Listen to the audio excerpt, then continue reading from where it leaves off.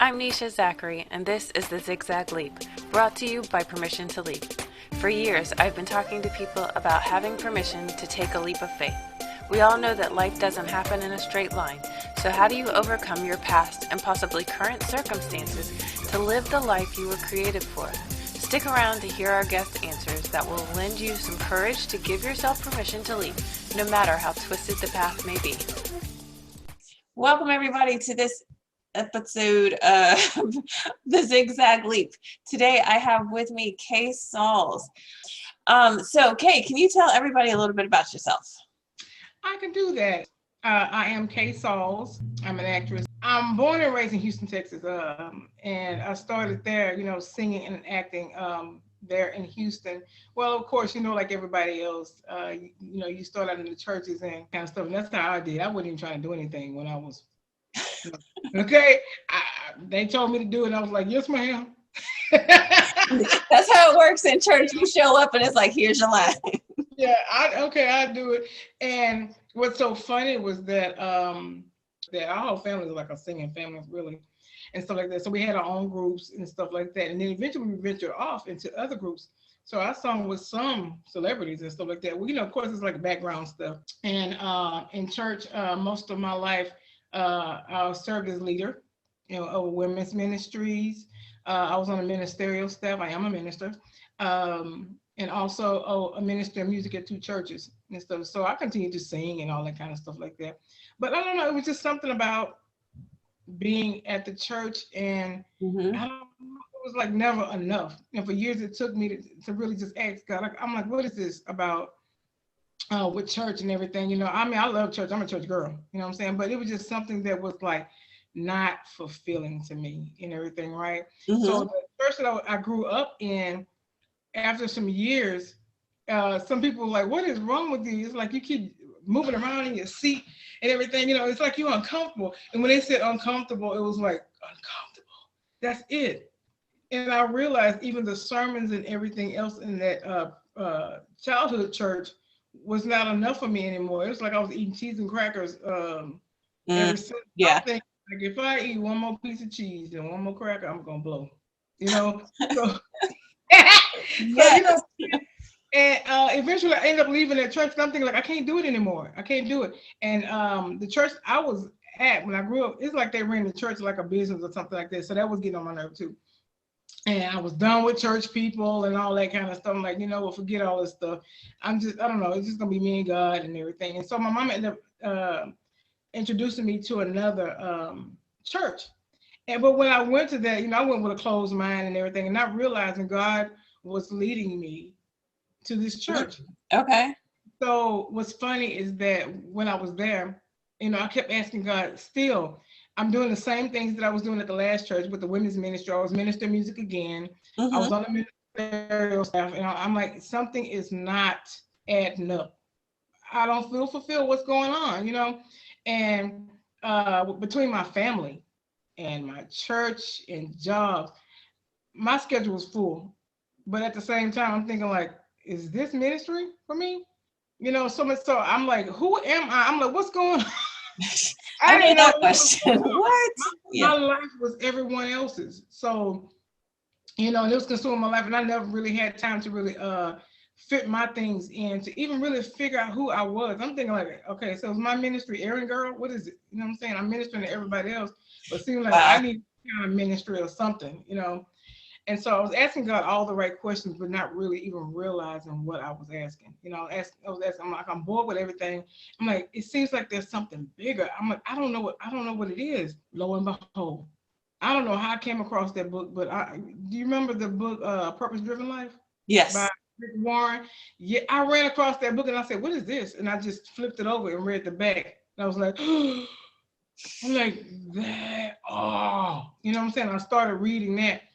And then shortly after I started reading the book, my pastor the second church, he started talking about purpose and all that. I'm like, shut up, really? You gonna start preaching? And then every Sunday, I was like, I had a notebook. I was just writing because it was like feeding me, and I need to go home and like really digest all this stuff. So from there, God just started speaking some things to me about purpose. I know. Love it.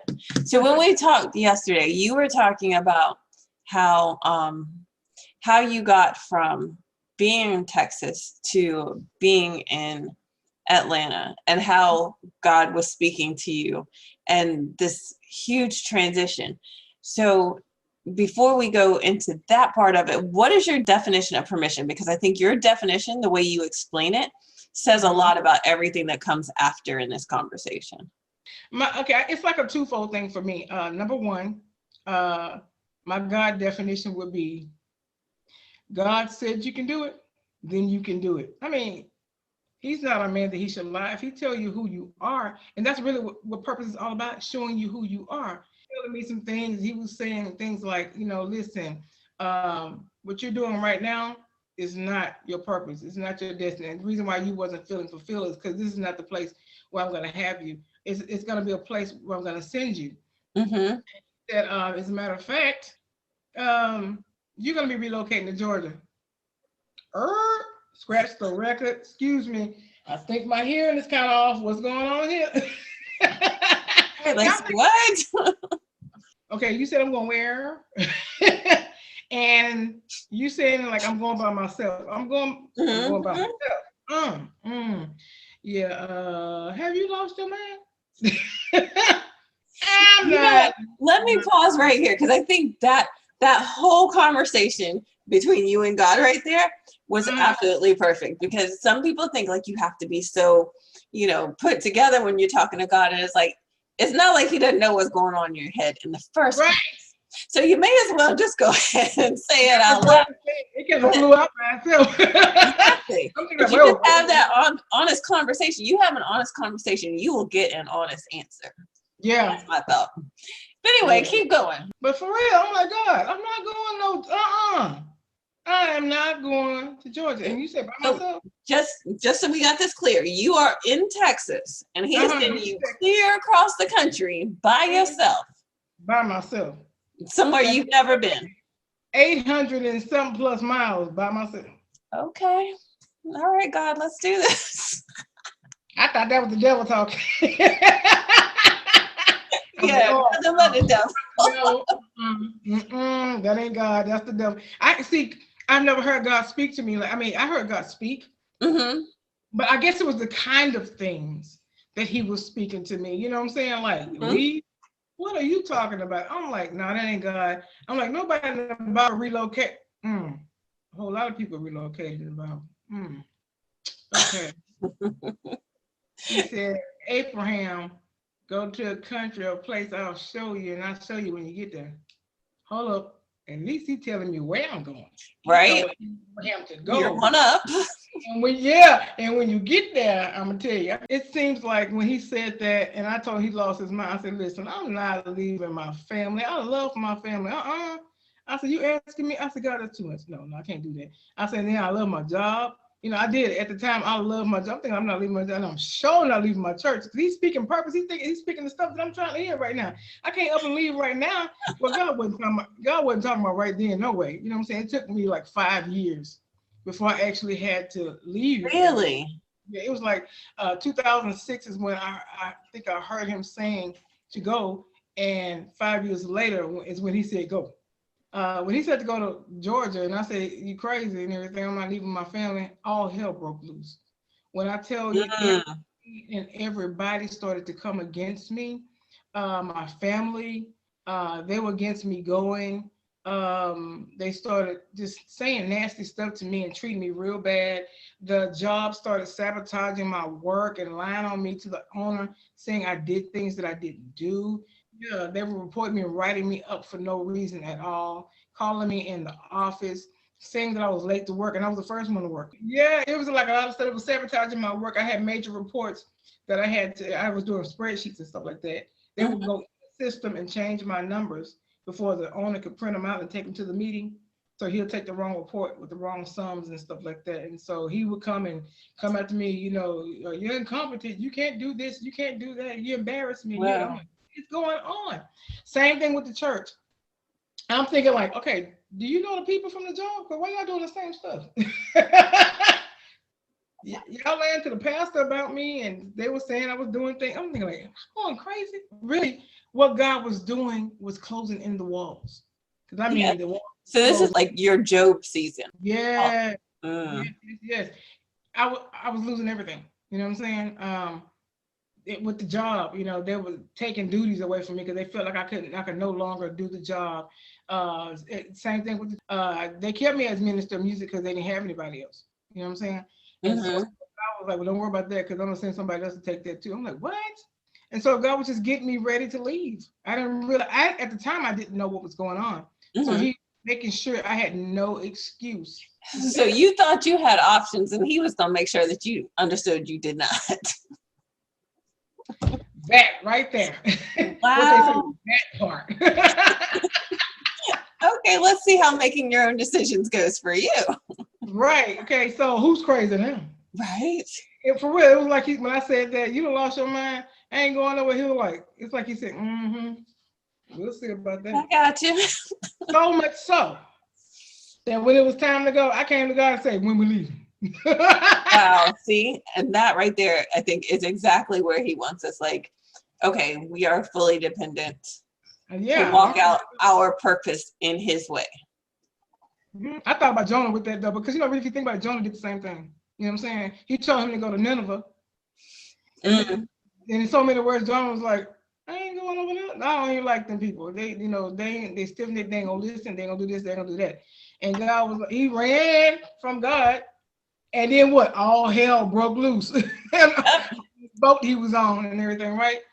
And that, just like they were trying to get me fired, they was like, okay, look at God, forgive us, but we're about to kick him out. We're gonna throw him overboard, okay? That's crazy. But when he was in the belly of the fish, what did he do? He prayed finally because he was down. It took him all the way down to the bottom of the ocean, and he ended up praying and telling God, "Listen, I'll do it. Hands up, I got you." Right. And so God said, "Okay." So then you got to that point too, right? I did. I was like, "Hey, when we leaving?" I didn't. At the time, I didn't even think about Jonah, but later on when I read, I said, "Shut up! Did I just do the same thing?" You know what I'm saying? I'm like, I'm it's one of those things you don't want to admit, though. Like, I didn't do that. I would never be Jonah. I was just playing. So, child, please, when they got through, I was ready to go. Okay, I'm like, look here, when we leaving, and start packing and everything. So when it was time to go, fast forward, I didn't know what to do. I'm like, you telling me to go, but I have no idea how to even start this thing. I've never left or went anywhere without my family. You know what I'm saying? They thought about like those things and stuff.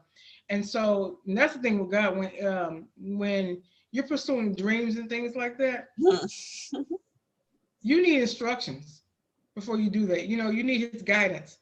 I know it's a lot of people right now that are like the children of Israel with their dreams. They're going in circles. They're over there singing, talking about, you got me going in circles. No, you got yourself going in circles. Because you didn't consult with God first. And the story that I think about all the time, it's like really my whole journey. I was thinking about Moses, and I was reading Moses. And you notice when Moses was leading the children of Israel out of Egypt, God showed up in a burning bush and told him when going to Pharaoh, he gave him instruction, listen, you're going to go over there and talk to them, and you're going to say this, you're going to say that, you're going to do this, you're going to do that. Right. Every step that Moses took, God let him step by step by step. But he stayed in God's face. You cannot pursue your dreams without being in God's face, especially if it's a God journey. Yeah. He said, and behold, I'll do a new thing. And before it springs forth, I will tell you. I will tell you. Yep. And that's one of my biggest prayers, like in the morning, at the beginning of the week when I'm doing my weekly plans, is like, God, give me clear direction.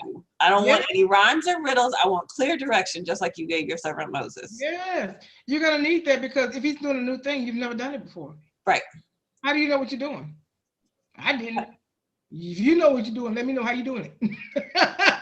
Because I didn't. I'm telling you, I needed clear, like you said, clear step-by-step instructions. I mean, you need the who, what, when, where, and how, all that. Take it all. Because I'm telling you, when I say step-by-step, he'll say, okay, go over here and do this. You might tell you, okay, the first step is to go to the airport. And then he's your GPS to say, okay, make a left here. make a right, that kind of instruction too. Yep. You know what I'm saying? You feel like, do I really need all that? I know how to get to the airport. It's like, no, because you'll get there too early. You know what? I have found that even when you think you know your way around, especially in Atlanta and DC, Ooh, yeah. if you think you know your way around, the minute you get cocky, you will get lost. Oh, gotta teach you something too. I was just reading. Tell me about it. What was it? Joshua 6 or 7, I believe it was. Because I'm kind of back and forth. Where Joshua and his clan thought that they, since they were getting ahead and beating everybody and all that kind of stuff, they decided. I think it was the Amorites. I think if I'm not, I get those names mixed up. I think they were fighting the Amorites. They decided they're gonna go in there and they don't need all their troop with them. And they said it's only like a small group of them. We can take them. Let's go. Mm-hmm. But guess what they didn't do? They didn't talk to God first. Right. Yeah. So they got defeated. God said, first of all, you ain't even talk to me. How do you know what, I could have gave you strategy. I mean, think about a football coach. What does a coach do before you even go on the field? He's giving you play by play on what to do. You know what I'm saying? I guess he knows this team they played before, so he knows their strategies and tactics and stuff that that they're gonna do. I don't know nothing about football. I watch TV. You know that much, and it's right. I'm just using that because I don't know nothing about football. But just we're even looking at that kind of thing, they're even getting instructions from the coach. So how are you gonna play on the field or go out and pursue your destiny without the proper instruction? You don't even know who to talk to. Right. You're going A, B, C, and D. God may want to take you from A straight to M.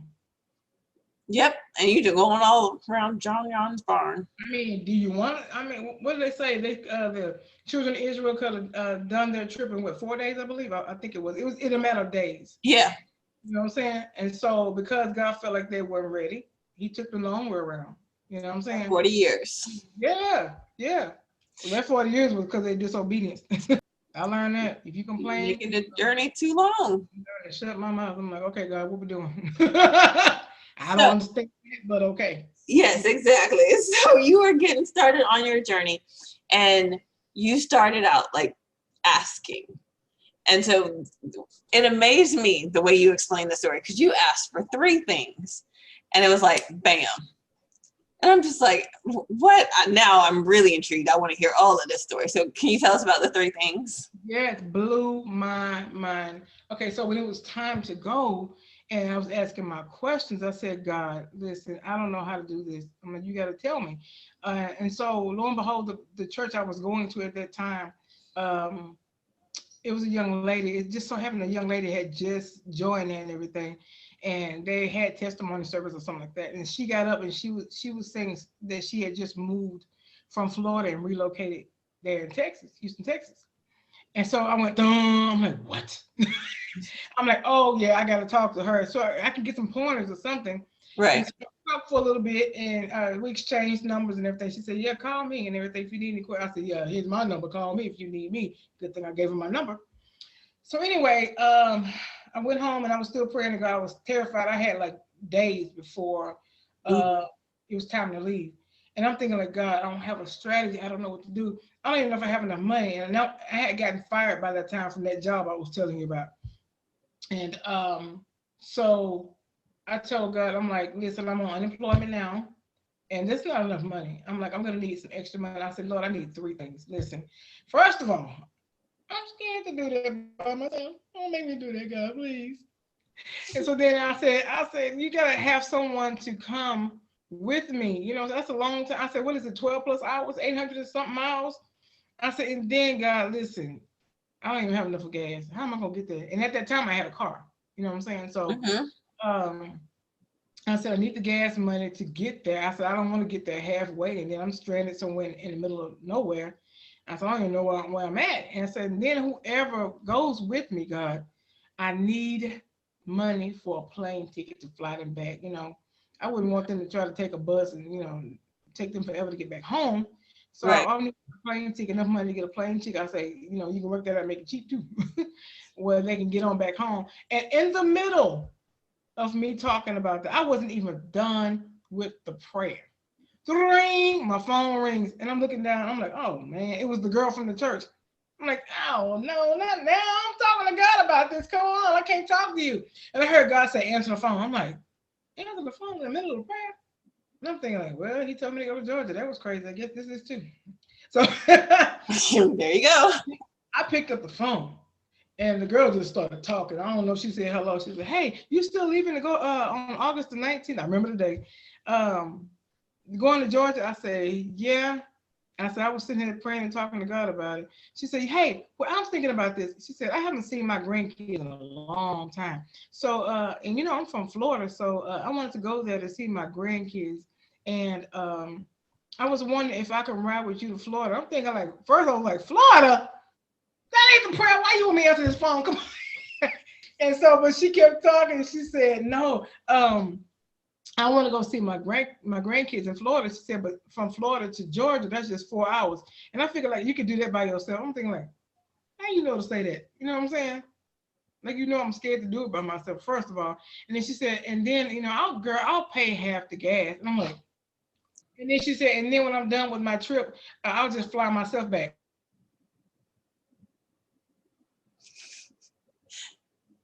There you go. But the very 3 things that I was praying to God about, and I wasn't even done with the prayer. You know what I'm saying? And she called me with the very 3 things. She said, I'm gonna go with you. She said, I'm gonna pay half the gas. And when I'm done with my trip, I'll fly myself back. I said, girl, you don't know what you just did. Girl, I almost pushed I was at a dining room table, I almost pushed the whole time. That floored me. I'm like, what? That quick, he took away every single excuse. Yes. Every excuse you have. It just reminded me of the story of Isaac when he had, Abraham, he had a servant to go find Isaac a wife. And the servant wasn't really saved or anything. So he said, I'll just pray just like my master does. So, yeah, so the servant of Abraham went to find the wife. And the exact prayer that he prayed was about giving him a drink and feeding his animals. The girl was walking up before he can even get through with the prayer. You know what I'm saying? It's just funny how you go through these things and then you go read this Bible and it's like it reminds you of what you went through. You know what I'm saying? Yep. And God the prayer with the wife and everything. So went on my way. He made the way, and the girl pretty much paid for all the gas and everything. Wow. Yeah, she just took care of a whole lot of things. I'm telling you, the thing about God is when you get God's instruction, it's almost like he said, I'm co-signing. You know what I'm saying? Think about if God told you to go to the car lot and get a car, and he said, I'm going to co-sign. In other words, he said, I'm making sure you come home with that car. You know what I'm saying? And I'm going to make sure you pay for it, And the same thing, God was making sure the trip was paid for. What I was lacking, he provided. I love that. Yes. I love that. So then you get to Atlanta, you stay about 9 months, and then you head back to Texas. So the way you explained to me, like you went to scope out the land, and then, he's sending you back to Texas. Yeah. How did you get back to Texas? That's another one. How did I get back? Okay. So I guess in a snapshot to kind of tell you what happened with that was in the course of the time that I was there, I was staying with a lady. And as soon as I got to Georgia, the unemployment I was getting stopped. And one of the agreements were that I would pay her rent until I can find a job and get my own place and things like that. So that didn't work out. As soon as I got there, God just like, and I was constantly losing stuff, lost my car and everything else. I'm like, oh, really great, So, but after some time, I think she thought I was like really trying to freeload and lay on her and all that kind of stuff. And right. She wanted me out, And so one day she told me, she said, listen, I'm not taking you back to the library anymore to find, because she's an older lady, so she don't have internet and all that kind of stuff. So I had to go to the library right up the street, to look for a job and all that kind of stuff. It was still online at that time. And I'm not taking you to the library anymore. And I'm not helping you find a job. I just can't do this anymore. I'm thinking like, okay, way down here in Georgia with nowhere to go. This woman's gonna put me out, Lo and behold, her daughter calls me, and she must have told her and everything, right? Because it was like shortly thereafter. And she told me, she said, hey, I heard you wanted to go to your nephew's graduation and everything. And I said, well, yeah. I said, he kind of threatened me and told me that if I'm not at his graduation in Houston, Texas, he's never speaking to me again. And so it was just like a lot of stress. You know what I'm saying? I'm thinking like, God, how am I gonna do that? If my unemployment quit, I don't have any funds coming in. How am I gonna get that? I don't have any money to get there. So she basically told me, she said, listen, I'm gonna buy your plane ticket to go to Texas to go to his graduation. I said, really? And really, I said, you know what? I have a feeling that this is it. Because she just told me that she's not going to take me back. So she's not going to take me to the library or anything anymore. So I was like, I have a feeling I'm getting put out anyway. I get to Houston and everything for the graduation, and she calls me. She said, listen, I can't do this anymore. I mean, my bills are going up high and all that kind of stuff. You know, the water, I can't pay all this stuff. I can't take care of anybody. And, you know, I just want to live by myself. I'm thinking like, okay. So God, you told me that I was going to go to Georgia. What the heck am I doing back in Houston? You know what I'm saying? And at that point, I was so done with Houston. I was just like, you remember the old song, your body's here with me, but your mind is on the other side of town, right? Yep. Well, that's how it was. My body's in Houston, but my mind and my spirit and everything else is still in Georgia. I did not want to be there. And I was thinking, I'm like, how am I going to get back to Georgia? You told me. And then God let me know. He said, well, actually, when I sent you to Georgia this last time, you were only there to spy out the land. I'm like, man, you could have told me that. I packed all my stuff, and all my stuff is still there. Because I, you know, coming back to Houston, I was just packing a little suitcase so I could have some clothes and then come back. Mm-hmm. Although deep down, I didn't know how it was gonna play out. You know what I'm saying? I knew that she was gonna put me out, but I'm thinking like, how am I gonna get it? I don't even have a car anymore to get it back. The car was repoed. Wow. So you've done all of this that God has asked you to do. You now, on top of that, you've lost your job. You've gotten kicked out the house. You got your car repoed. God. And now you're stuck in Texas where you don't want to be. Mm-hmm. Mm-hmm. But here you are talking to me today from Atlanta. So obviously that's not where this ends. To be continued. Next time on Permission to Leap. Really though, because I really didn't know. And so being in Houston, at first it was okay until I told my family that she told me to stay. Well, I had to stay with somebody because I didn't have a house or anything else. And so when I told them that, guess what? There was an instant replay of what I went through at her house and my relative's house. They started doing the same thing.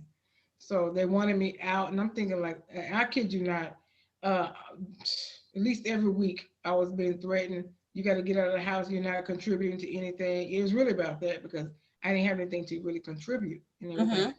So I was even having thoughts like, okay, if I have to get out, only thing I can think to do is go to Walmart. You know what I'm saying? I'm thinking, like, how am I gonna get my suitcase in there? I said, I go to Walmart, and I said the back bathroom.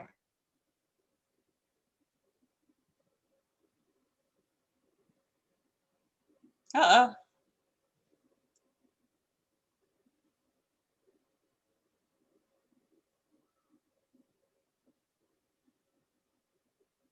Like, well, what do you have? It's doing it again.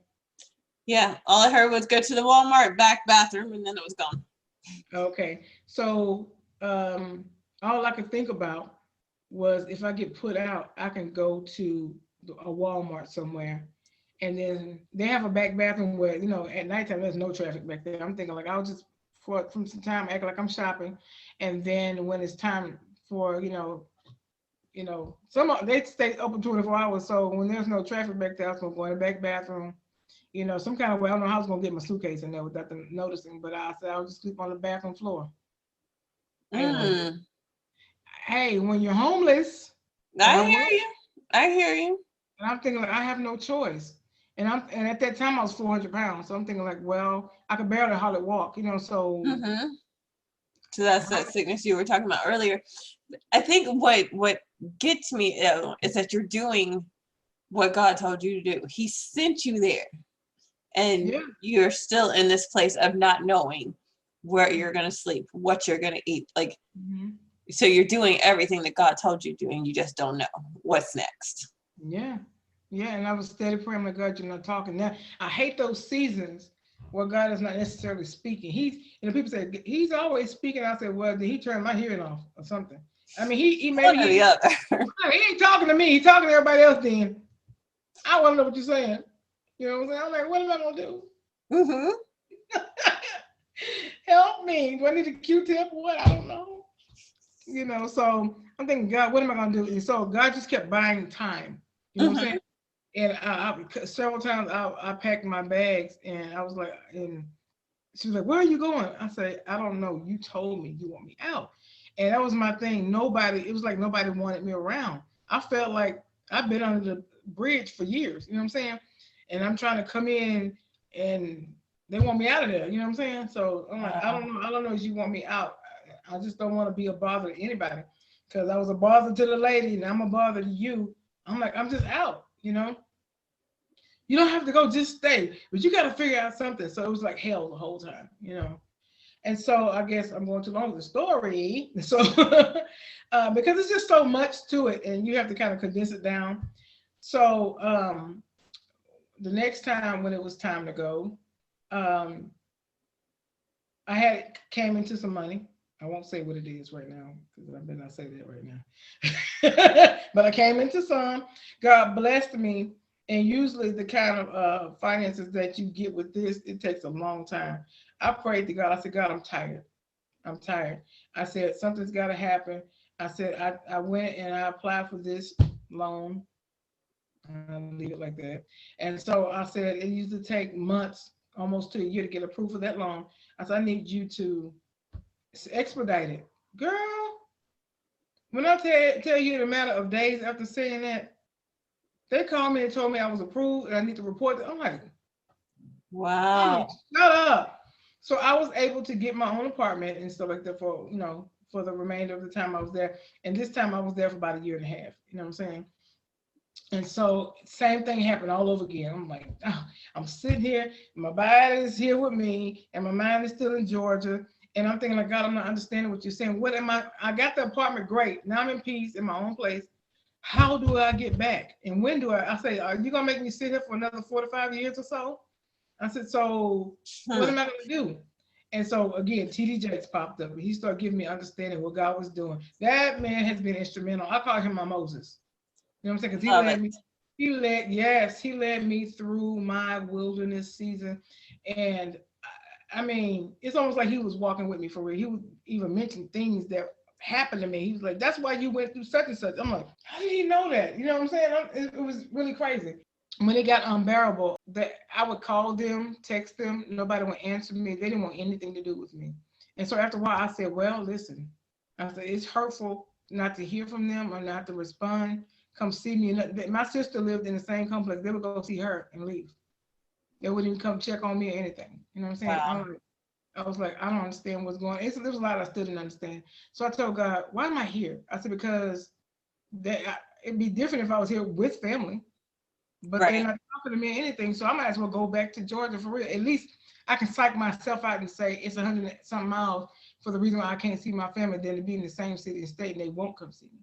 Well, you know the truth, but at the same time, I'm trying to just. It feels better when you say it a different way. Yes. And they called me, the friends that my sister was hanging out with, and they said, hey, what are you doing? And I said, just sitting here. And they said, why don't you come over? We over here praying, and, you know, God is prophesying, and, you know, he may have a word for you. I'm thinking of anything to get out of this house. Went over there, and I call him my play brother. You know, he was like ministering and stuff. As soon as I walked through the door, he was just staring at me. I said, all right, bro, what you got? You know what I'm saying? I know God's going to say something to you. All he said was, God said, what you waiting on? Girl, I left there. I started tearing up my house, pulling that stuff, pulling boxes out. I started packing that night. I had to have a plane ticket this time. I'm thinking like, oh my God, now I got to get rid of everything I got. Like, Jesus. And I'm gonna tell you something funny though. One of my sisters, that she was living at that time, she had given me some things, and for the house that I was living in, and she told me I could have it, right? And so I'm Mhm. thinking like, oh, how I'm gonna take this back? It cost too much to get it to Georgia. And so she calls me. She said, "Listen, I'm gonna tell you something. I want all my stuff back. You talking about you going to Georgia? I had just asked God, how am I gonna get rid of this stuff? And I said, oh, you're gonna come and get your stuff? I said, I'll pack it up. I hung up. I said, thank you, God, because now I don't have to worry about that. I'm like, Answers it all. he was trying to be mean. I'm thinking like, girl, you just answered the prayer. You don't even realize that. That's it. So anyway, pretty much, let's fast forward. I end up flying back, right? And the whole time left with me packing everything, trying to get to Georgia. I was really on my head trying to figure out where am I going to stay because I couldn't go back where I was. The lady didn't want me there, right? Mm-hmm. So anyway, I got to Georgia. I flew, got to Georgia, and I was thinking like, wait a minute. I was on my head trying to find somewhere to live, which I didn't. I'm not gonna get from the airport to a hotel. I didn't even think about that.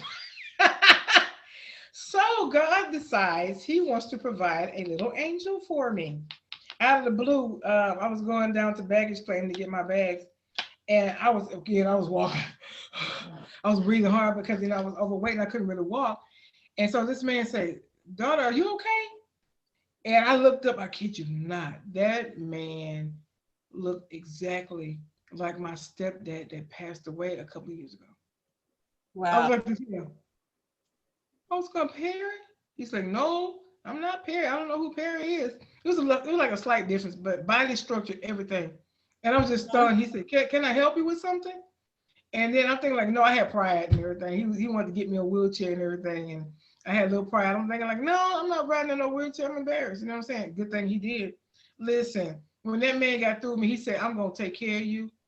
He had like a cart and he was taking the lost and found luggages to lost and found and everything. So he Mm-hmm. said, I'm gonna put all your bags in them. Not to mention that I had an extra bag because I was trying to get everything in that suitcase and it weighed too much. And so God didn't work it out where I didn't have to pay anything for luggages or anything. Somebody that worked at the airport in Houston knew a cousin of mine and helped me out to get my stuff. So God was still providing at that time. Wow. And so, but again, the man in Georgia, he took my stuff, put it on the cart, and he just called the wheelchair anyway.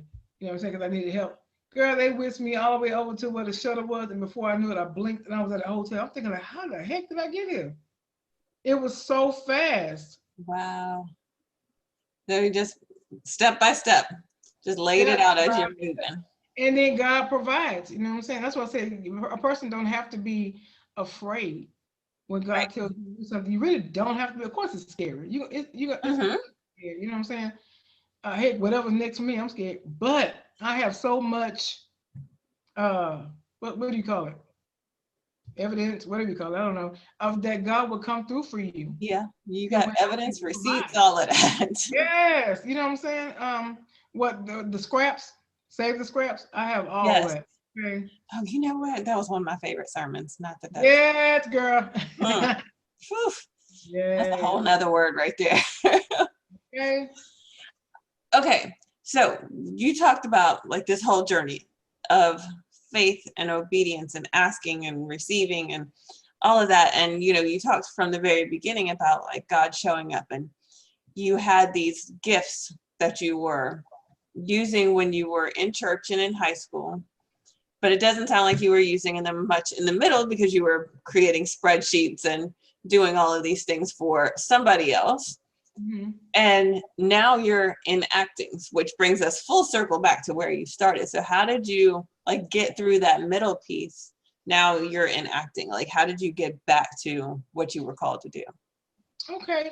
So, like you said from the very beginning, when he started speaking purpose to me, he said, "You're gonna be acting and things like that." I said, "What you talking about, Willis?"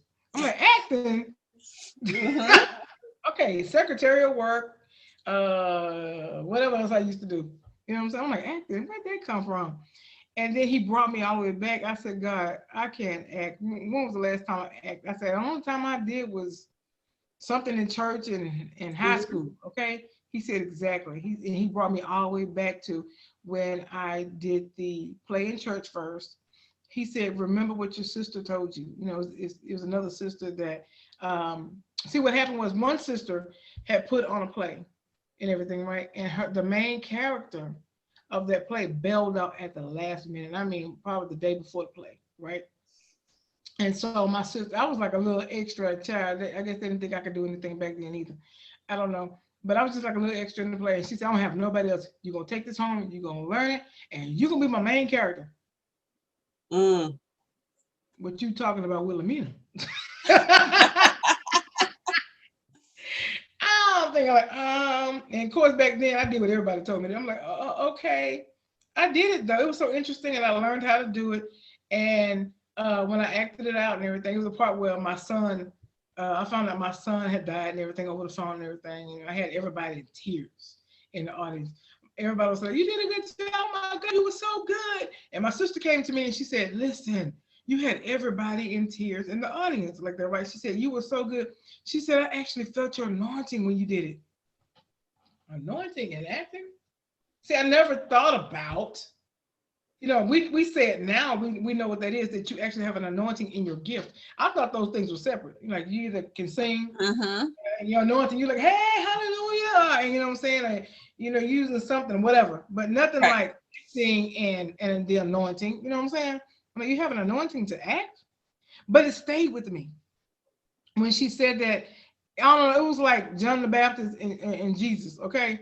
When Mary Mm-hmm. and Elizabeth came in the same room, and John the Baptist leaped in Elizabeth's womb. You know what Right. I'm saying? When she said that the same thing happened, it was like someone on the inside, my baby leaped, okay?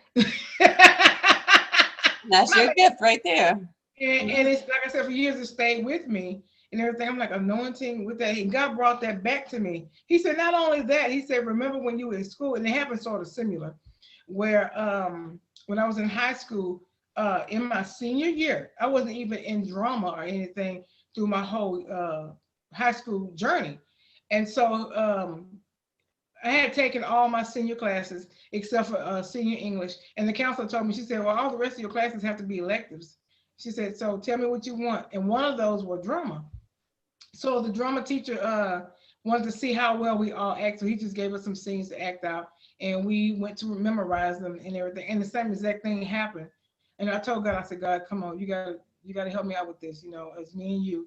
He wants to see how well I act. And my sister could act to tell her. She's an actress too. And so is it freezing? Yep, it just did. Okay. And so my sister could act too. And so he wanted to see how well I can act. So I told God, I said, listen, I'm gonna go out here and do this. I need your help. Listen, God showed up. Okay. I love So it. same thing happened. The students, everybody, I could hear sniffling and all. I'm like, what is going on with them? But I just kept going, right? And they were crying and all that kind of stuff. And when I got through, we had a standing ovation, okay? And so all the students were like, oh my God, you were so good, and this and blah, blah, blah, blah, blah, right? I'm thinking like, oh, okay, thank you. And when the class was over, he said, okay, everybody go to your next classes and everything. He said, but you stop, stay. I was like this here, okay. And he said, he put everybody out and everything. He said, now this is off the record because I'm your teacher. They ain't supposed to say that. He said, I ought to kick your butt. Like a teacher talking to me like that? I'm reporting you. Yeah. But he said, are you kidding me? He said, you were so phenomenal. He said, you should have been in my classes a long time ago. And so fast forward, God was showing me that because he said, you have it in you. He said, Mm-hmm. you don't even realize that from the very beginning, that I was using you even then. See, throughout our whole life, there's clues to your purpose. Right. You know what I'm saying? There's clues. There were things that I've seen when I was little. You know what I'm saying? I saw myself on the stage and everything, right? I saw myself singing. I always wanted to be like a little singer and everything, right? My sisters, they always singing. I was a little shy. I wanted to be a singer, but I wasn't singing out by myself. I was still Right. background, right? So, but this particular dream, it was like I was in the audience watching myself, and I had the microphone. I was singing, But people's hands were up like this here, right? I could see everything, but I couldn't hear Right. what I was seeing or anything. And I know from when I was little, I used to always say, man, I want to bring people hope and everything. You know what I'm saying? If they're going through anything, you know what I'm saying? I want to lift their spirits and stuff. Not really realizing what I was saying then. God is hope, you know? And so God said, Yep. so vision that you saw years ago, he said, you're going to be doing that. He said, but you're going to do it to the glory and honor of me. Like that, right? He said, oh, by the way, those hands that were up, they were praising me. That's what that was. So you saw yourself in the future, giving people hope through your voice. He said, I'm going to use it. He said, also, he said, as well as preaching, he said, that's not where you're going to be. He said, that's not even the stage you're going to be. You're going to be on a different kind of stage. He said, and again, behold, I'll do a new thing. He said, your preaching, your messages are going to come through a whole different channel. It's going to be a whole different stage. It's not to say you won't ever preach again. Mm-hmm. But you're going to be delivering a message through your acting. And I was like, I'm trying to put two and two together. I'm like, what? That's until like Tyler Perry and all that stuff came out. I'm thinking like, oh, okay, I get it. Because more people were starting to bring God's name out and stuff. And that's the thing about the industry and everything. God is getting ready to do that. Right. Back in the day, they didn't want Jesus' name mentioned on TV and all that kind of stuff, right? So, but now God has said, I'm raising up people who are not ashamed to call my name. That's it. It's about saving souls. You know what I'm saying? So he said he's going to make my name great, but I'm not even concerned about that. But only if it's to the glory of God. I'm only here for that. You know what I'm saying? You were talking about how the industry is changing. Mm-hmm. And I know in our conversation, one of the things that you said was, I was just an extra in that movie. Mm-hmm. And, whether there's a big name attached to the movie or not, one of the things that I told you that God spoke to me specifically for you, because it was just bothering me, because it was like, I know the story that you have, like you've been on my heart for like 2 years. And wow. So I know like there's power in everything that you have to say. So saying that you were just an extra in that movie was just like, I don't know, it was devastating to me. So I went and I found, this list of people who started out as just extras in the movie, but it's like they use that as, that one thing. And in that movie, like you say, your face was on screen, like it was a full frontal. And it's like, that was God's way of saying, hey, remember that face, because she's coming back.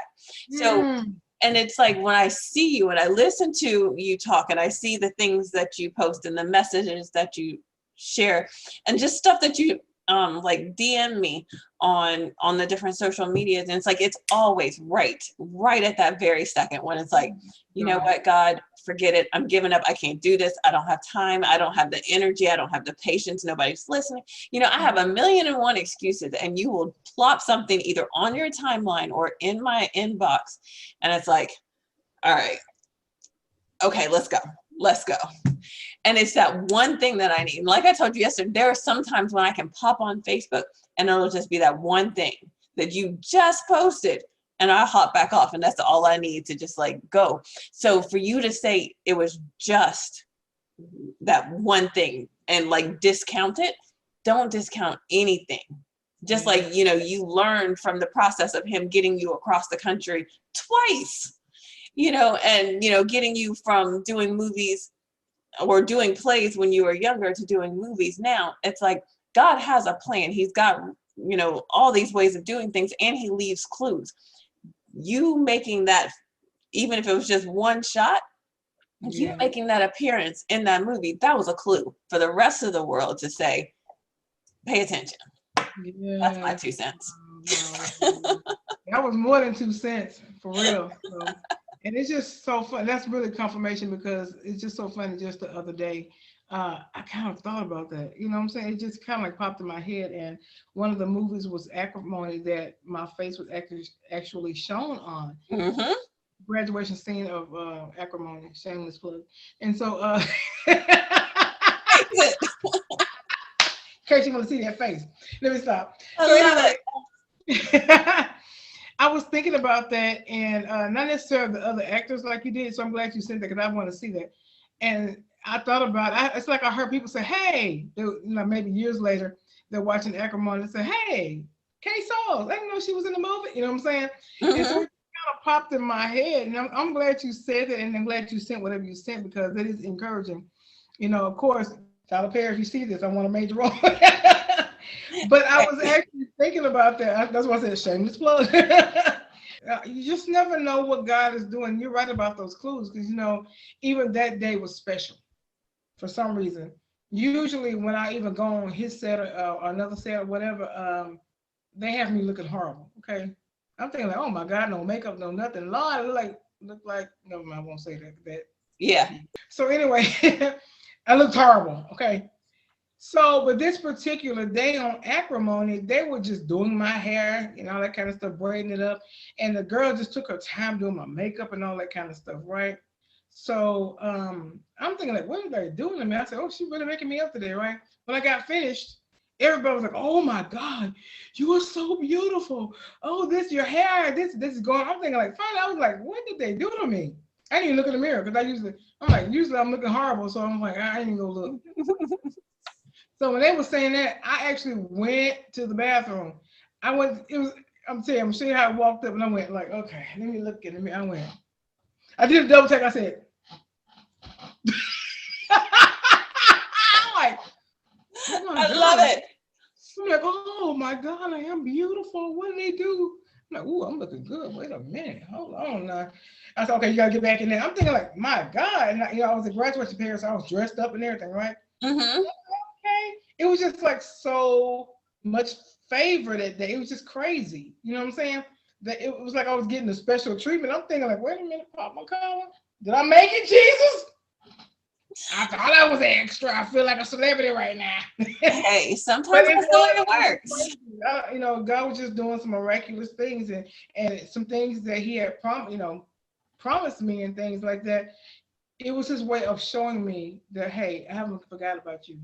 Right. You know, I'm still gonna do what I said. And this is just I told you what I was gonna do, but I just wanted to show you in the physical that I'm actually gonna do it. You know what I'm saying? I love it. Yes, that whole day. That was like the last time I had been on set and everything, you know what I'm saying? So, and that just stayed in my mind. I'm thinking that's a lasting impression right there. I bet that is wonderful. You know. That'll do it. Yes.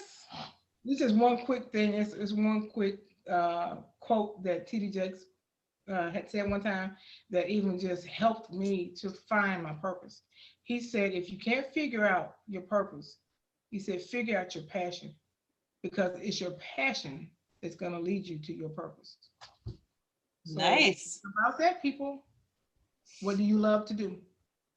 What's your gift? Yeah. I like it. That was awesome. It was great talking to you and hearing about your journey and how you got to, from there to here to where you are now. Mm-hmm. How can people find you, follow you, and your journey? What's next? So if you want to find me, I'm on Instagram and Facebook, and they're both under Actress K Sauce, and you can find all my work and things there. Awesome. So in the show notes, I will have your socials so that people can, follow you on social, and I'll drop your email in there and they can get in contact with you. But I want to thank you so much for having this conversation with me, just knowing that this is just a tip of the iceberg. I can't wait to see what's next. And I appreciate you so much for coming to talk to me and sharing with me. I really do. Yes, thank you. I thank you so much.